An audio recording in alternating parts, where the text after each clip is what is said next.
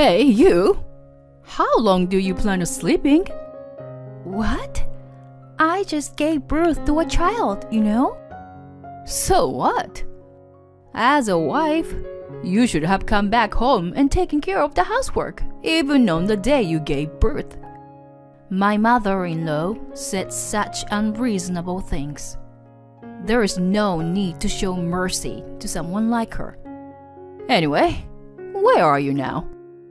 I told my mother-in-law where I was at the moment. And my mother-in-law started to get flustered, even over the phone. Why? Why is that? My name is Emma. I'm a 30-year-old company employee. I'd been married to my husband Greg for 3 years. We met through work. Greg used to be my supervisor at the company where I started working after graduating from college. And when I joined the company, Greg was assigned as my mentor. You're doing well, Emma. But don't let your guard down. Thank you, sir. I appreciate your guidance. My husband was generally reserved and had a strict demeanor. So, I always felt a bit nervous when working with him. But despite being strict, he gave me precise advice. And working with him was a great learning experience. That's why I had a lot of respect for him. And since my husband rarely praised others, I felt genuinely happy whenever he did. Our relationship started to grow closer during the company's Christmas party. I wasn't good at large gatherings like these parties, so I always made sure not to attend the after party. And that year, there was a scheduled after party, but my husband declined to join, saying he had to visit his parents. Both I and others genuinely believed that my husband would visit his parents. As usual, I made up a random excuse to decline the after party and decided to go to a cafe by myself. After joining the party with everyone for a while, I wanted some alone time to relax and calm myself. So I went to a cafe that was open late and sat down to have a coffee. Then, the cafe door opened, and it was my husband who walked in. It's Greg. Didn't he say he had something to do at his parents'? I thought that as I watched him from a distant table. The interior of the cafe was dimly lit with mostly indirect lighting, so it seemed like he hadn't noticed me. After he placed his order, a beautiful parfait arrived at his table. Huh? A parfait? I couldn't believe my eyes. Seeing him, who was usually so quiet, eating a parfait with such a happy expression, made me wonder. He told his subordinates he had something to do. And here he was, alone in a cafe, enjoying a parfait and looking so content. I couldn't help but feel so intrigued by him after witnessing that. I was slightly happy to see an unexpected side of my reserved and strict boss. Since then, I became very curious about him, and I started making advances towards him. At first, even when I invited him for drinks, he didn't accept. But knowing that he liked sweets, I invited him to a dessert bar known for its delicious treats. With that strategy, he finally agreed to go with me, and I succeeded in meeting him after work, just the two of us. Even though work had ended, he still talked to me as my boss. But when the dessert he ordered was placed in front of him, his face softened with delight. Seeing Greg like that, I couldn't help but smile. Noticing my expression, he laughed slightly, looking a bit embarrassed. By the way, why did you invite me to this kind of place? I don't think I mentioned that I like sweets. Well, the truth is, I saw it. Saying that, I told Greg about what happened at the previous Christmas party. Then he blushed and said, Seriously? You saw that? That's embarrassing. It's okay. I haven't told anyone at work, of course. But honestly, I felt a sense of familiarity with you, Greg. I always thought you were a perfect person. Nah, I'm far from perfect. I'm always struggling. Huh, is that so? As I continued talking with him, my impression of him kept changing. I realized that you have to talk and get to know the other person deeply. And the more I get to know him, the more I became interested in him. If you're up for it, let's go eat delicious desserts together again. Greg, please also tell me about good places you eat. Once I realized my feelings, I actively started pursuing him. After a while, he asked me out on a date. There's a cafe I often go to that serves delicious pancakes. How about going there on our day off? Yes. Inside, I was doing a little victory dance as I accepted his invitation. Yes, I'd love to. For the first time, I went to a cafe with him on a day off, not after work. There, I saw him in casual clothes, and I thought he looked even more attractive. From then on, we started going on regular dates, and our distance kept getting closer. And finally, he formally asked me to be in a relationship, and we started dating. I knew he cared a lot about me, so I was happy. After about 2 years of dating, he proposed to me. Of course, I accepted right then and there. Once the decision was made, we quickly had our families meet. And 6 months after the proposal, we had our wedding. My colleagues were surprised to hear that Greg and I were getting married. Apparently, no one had thought we were dating. But everyone was very happy for us and gave us their blessings. And so, our married life began. Living together with my beloved husband made me incredibly happy. Since it wouldn't be appropriate for my husband and me to be in the same department at work, I requested a transfer to a different department. It was challenging to learn the job in the new department, but I enjoyed the work there and had a fulfilling time. My husband wasn't as reserved in private as he was at work. He talked to me a lot, and we even goofed around together. Both my married life and my work were fulfilling, and I tasted the level of happiness I had never experienced before. However, amidst this happy life, I suddenly encountered a source of worry. It was my mother-in-law. Oh, you're here too? Yes. Hi. Whenever we visited my in-law's house, my mother-in-law looked at me with a very stern gaze. But her sternness was different from the way my husband looked at me when we worked together. My mother-in-law's gaze had malicious intent. Emma, you are so slow in your work. Can't you make the food faster? Greg married someone like you, who can't do household chores. He's so pitiful. My mother-in-law attacked me fiercely if she found even the slightest thing I couldn't do. Why did I have to be blamed and scolded so unfairly? Every time I visited my in-laws, I would be upset and in a bad mood from being unjustly scolded by my mother-in-law. And as these days continued, it became quite mentally challenging for a while. My husband must have sensed it. Emma, is my mom saying something to you? My husband suddenly said that, and I was surprised. And he told me that I didn't have to come with him to my in-laws' house if I didn't want to.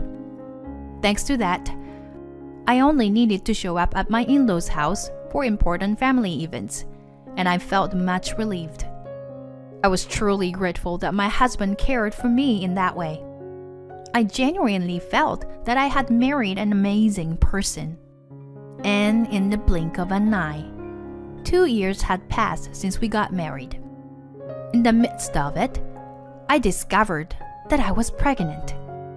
When I told my husband, he was overjoyed. Really? Emma, thank you. My husband loves children, actually. He was incredibly happy when he found out we are having our own child. From now on, I will work harder than ever. Emma, prioritize resting and taking care of your body. Okay, I got it. I'm looking forward to it. My husband takes great care of me. And it made me truly realize that I was indeed pregnant. But now, after a long time, my troublesome mother-in-law started getting deeply involved.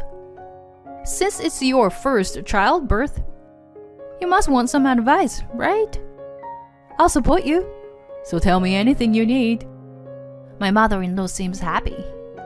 But honestly, I found it annoying how she forcefully tried to get involved. I expressed my gratitude while brushing it off casually, but since then, my mother-in-law started coming to our house quite often. Emma, I'm here. Huh? What happened all of a sudden? What do you mean? It's for the sake of your baby, of course. I need to check if you're having proper meals. Also, I thought I should see how much you've improved with the household chores in these 2 years. My mother-in-law said with a mean smile. She seemed pleased to be able to pick on me after such a long time. I became very anxious. If this situation continued, it might have a negative impact on my unborn baby. Huh? Mom was here? Yeah, it was sudden, so I was surprised. I see. You don't have to let her in if it's too much. Okay, thanks, honey. My husband said that to me. So from then on, I didn't let my mother-in-law into the house and pretended not to be home. And then, my mother-in-law, "Where on earth are you going? You should come back immediately. It's affecting the baby." She called me numerous times and sent messages like that. I couldn't block her calls since that wouldn't be right. But I was fed up with the content notifications on my buzzing phone. This created a vicious cycle where I became stressed and concerned about her messages. I pondered on what to do for a while, and reluctantly, I discussed it with my husband. Even he was unsure about what to do. I see. I'll tell Mom not to contact you too often. Saying that, my husband contacted my mother-in-law. Mom, you don't have to visit our house too frequently. Huh? But what if something happens to Emma? It's okay. We've made sure we can reach out to each other immediately if anything happens. It's actually more stressful for Emma when you come over frequently or contact her like a maniac. Is that what Emma is saying? No, it's not like that, but we just want a safe delivery for the baby. Without any stress, you know? So you were saying I'm the cause of her stress? My. What a terrible daughter-in-law. Well, I've understood her opinion. Mom, I think you are interpreting things strangely. My husband had put the call on speaker, so I heard every word my mother-in-law said. Her words and actions were just imposition, disguised as goodwill. And even after that, my mother-in-law continued to call me multiple times and ring the doorbell. And when she realized I wasn't answering, she contacted me even more. Even my husband was exasperated at this point. I was in the final month of pregnancy, and it was a crucial time for me and the baby. So, I didn't want to be disturbed by mother-in-law because of something like this. That's when my husband had a suggestion, and we made a decision. Greg, are you sure about this? Yeah. I'm tired of being bothered by my mom anymore. Let's make sure we can spend time peacefully, okay? Yeah, thank you. I was really glad that my husband was on my side. After that, I went to the hospital when I went into labor on my due date. And our baby was born safely. A healthy baby girl. My husband and father-in-law were so delighted with the birth of our adorable daughter. But my mother-in-law... So, it's not a boy after all. She made an unthinkable remark. I was really angry because I had gone through the pain of childbirth. And she suddenly said something like that. My husband and father-in-law were also shocked. My husband spoke to my mother-in-law. Mom, if you were going to say things like that, please leave. Greg? Why? Right now, I want to be with only the people who are genuinely happy about this child's birth. Of course, I'm happy too. Then you wouldn't make remarks like earlier, would you? I just thought that having a successor might be necessary. That's all. What are you saying? I'm not some kind of a business owner, you know. Who needs a successor? My father-in-law also sided with me, and I was grateful for that. Perhaps feeling at a disadvantage, my mother-in-law apologized. I'm sorry. I take back what I said earlier. She apologized like that. Afterward, my mother-in-law became quiet, but she glared at me the whole time. 2 days later, I received a message from my mother-in-law. Hello? What's the matter? How long do you plan on sleeping? You're such a lazy person. Excuse me? You are too sloppy. I can't believe it. I just gave birth to my daughter, you know. So what? What's your point? As a wife, you should have come back home on the day of giving birth and done the household chores. Just because Greg spoils you doesn't mean I'll forgive you. If you can't bear a boy, then at least handle other matters properly. My mother-in-law continued to say unreasonable things like that. There's no need for me to show mercy to someone like her. No matter what you say, I won't obey. What? Come back immediately. I will beat the rotten mentality out of you. My mother-in-law got angry and said that. Even if you say that, I'm no longer at the hospital. Huh? Then where are you right now? So I honestly told my mother-in-law where I was. I'm currently at my parents' house. And Greg is with me too. Greg too? Yes. We've decided to live here. We've made the decision to start our life in my hometown. My mother-in-law was clearly shaken by the sad news over the phone.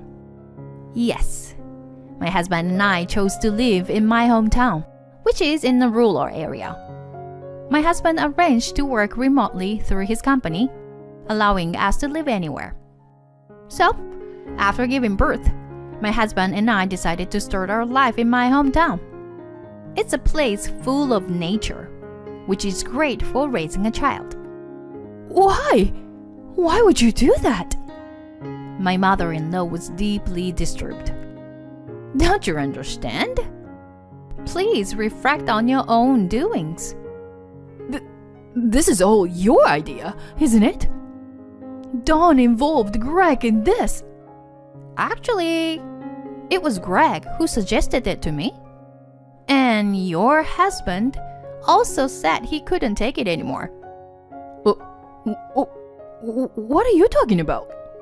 It seems like he's decided to live separately soon, and he's already rented a new place. Huh. I guess you haven't heard about it yet. Well, instead of tormenting me, maybe you should be more concerned about yourself. Anyway, we're done with any involvement with you.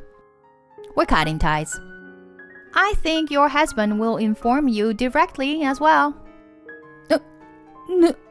No way.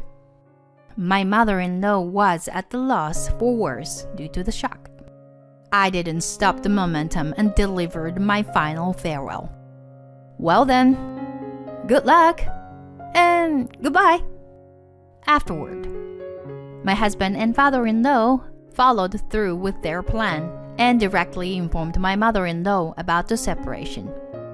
She was shocked and bowed her head in disappointment. From then on, my mother-in-law sent me numerous messages apologizing. Perhaps she thought that if I forgive her, everything would go back to normal. However, at this point, I have no intention of forgiving her. Of course, I have no plans to let her meet our daughter for the time being. And my husband agrees with this decision. Both my husband and father-in-law are ignoring any communication from my mother-in-law. I heard that she is living a lonely and desolate life in her spacious home where no one comes to visit. It seems that she is mentally struggling. I can understand to some extent the excessive affection she has for her son, especially now that we have a daughter.